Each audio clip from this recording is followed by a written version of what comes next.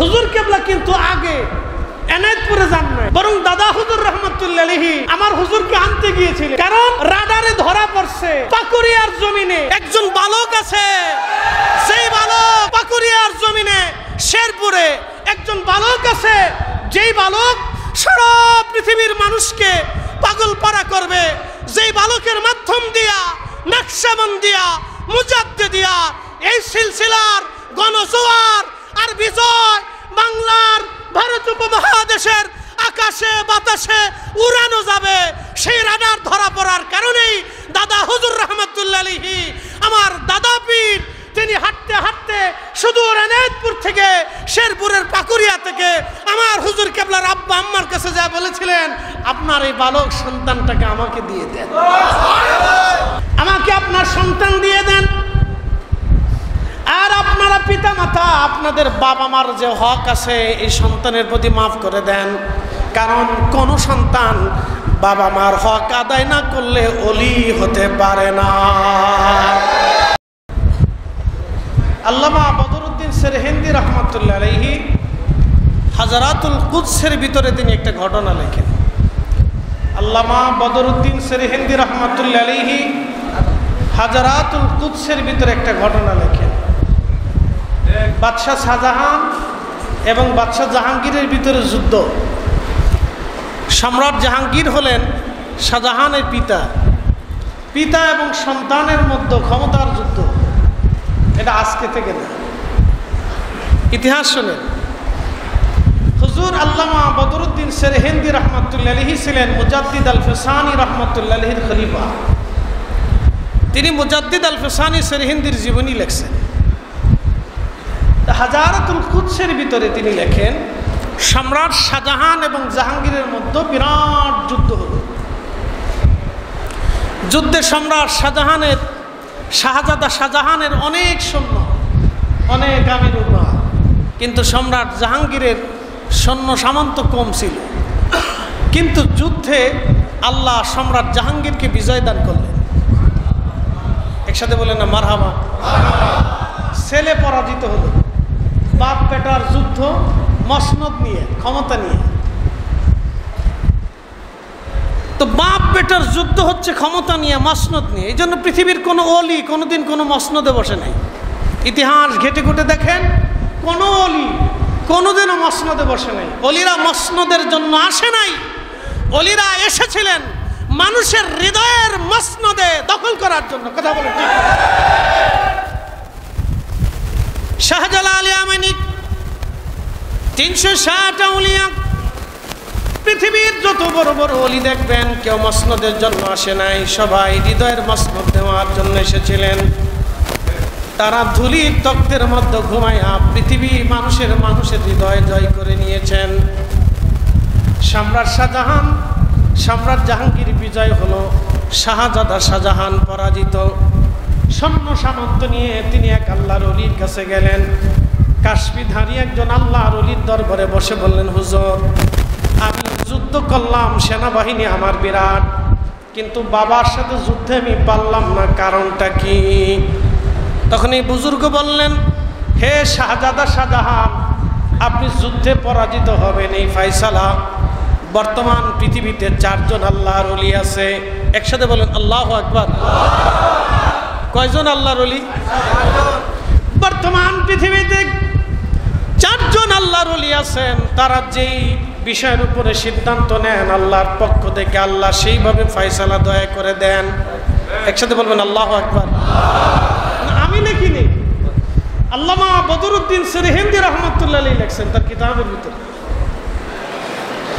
বর্তমান পৃথিবীতে ওই জমানা ওই বুজুর্গ বলতেছেন, বর্তমান পৃথিবীতে 4 জন ওলি যেই সিদ্ধান্ত দেয়, সেই সিদ্ধান্তে কে রাজা হবে, কে প্রজা হবে, কার রাজত্ব আসবে, কার রাজত্ব চলে যাবে, সেইভাবে ফয়সালা হয়। একসাথে বললেন আল্লাহু আকবার। যাদের দোয়ায় রাজত্ব পরিবর্তন হয় তাদেরকে রাজত্বের দরকার আছে? এই জন্য আমার হুজুরের কোনোদিনও রাজত্বের প্রয়োজন ছিল না, কারণ তিনি আল্লাহ প্রদত্ত রাজা। কথা কন নাকি? আপনাদেরকে কি টাকা দিয়ে আনা হয়েছে? আজকে জনপ্রতি টাকা দেওয়া হয়েছে? আপনারা ইচ্ছা করে আসেন, ভালোবাসা নিয়ে এসেছেন। এটা টাকা দিয়ে, পয়সা দিয়ে আর অস্ত্র শস্ত্র দিয়ে এটা কেনা যায় না, এটা আধ্যাত্মিক পাওয়ার লাগে। সেই ক্ষমতা আল্লাহর ওলি আমার হুজুর কেবলার ছিল। কথা বলে ঠিক না বেঠে?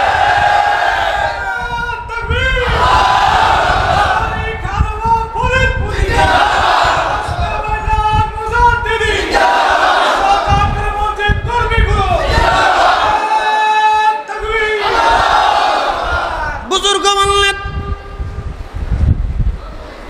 চারজনের বোর্ড বসার পরে তিনজনে আপনার পক্ষে রায় দিল, সম্রাট জাহাঙ্গীর পরাজিত হবে এবং শাহজাহান বিজয় হবে।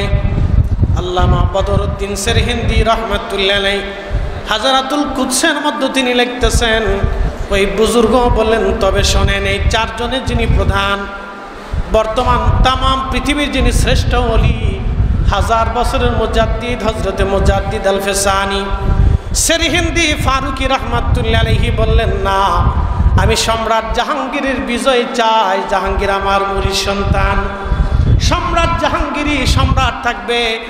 জাহাঙ্গীর মারা যাওয়ার পরে, ইন্তেকালের পরে তার ছেলে সম্রাট হবে, কিন্তু জাহাঙ্গীর জীবিত থাকা অবস্থায় তার সন্তান সম্রাট হতে পারবে না।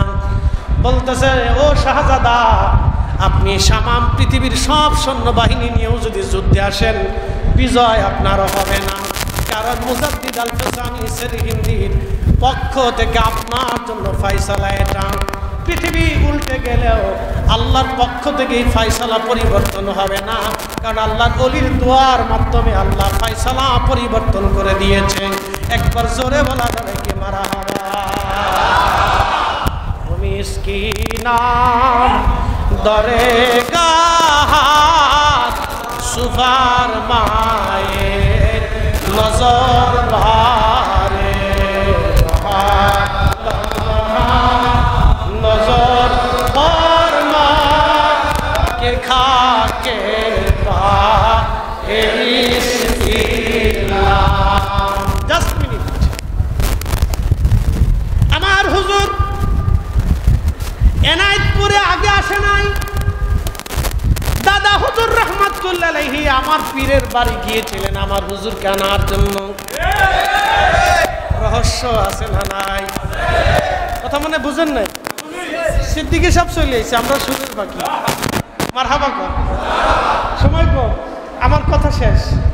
হুজুর কেবলা কিন্তু আগে এনায়েতপুরে যান নাই, বরং দাদা হুজুর রহমাতুল্লাহ আলাইহি আমার হুজুরকে আনতে গিয়েছিলেন। কারণ রাডারে ধরা পড়ছে পাকুরিয়ার জমিনে একজন বালক আছে, সেই বালক পাকুরিয়ার জমিনে শেরপুরে একজন বালক আছে, যেই বালক সারা পৃথিবীর মানুষকে পাগল পাড়া করবে, যেই বালকের মাধ্যম দিয়া নকশবন্দিয়া মুজাদ্দিদিয়া এই সিলসিলার গণজোয়ার আর বিজয় বাংলার ভারত উপমহাদেশের আকাশে বাতাসে উড়ানো যাবে। সেই রাডার ধরা পড়ার কারণেই দাদা হুজুর রহমাতুল্লাহ আলাইহি আমার দাদা পীর তিনি হাঁটতে হাঁটতে সুদূর এনায়েতপুর থেকে শেরপুরের পাকুরিয়া থেকে আমার হুজুর কেবলার আব্বা আম্মার কাছে যা বলেছিলেন, আপনার এই বালক সন্তানটাকে আমাকে দিয়ে দেন,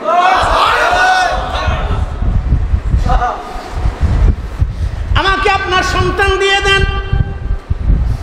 আর আপনারা পিতা মাতা, আপনাদের বাবা মার যে হক আছে এই সন্তানের প্রতি মাফ করে দেন, কারণ কোন সন্তান বাবা মার হক আদায় না করলে ওলি হতে পারে না।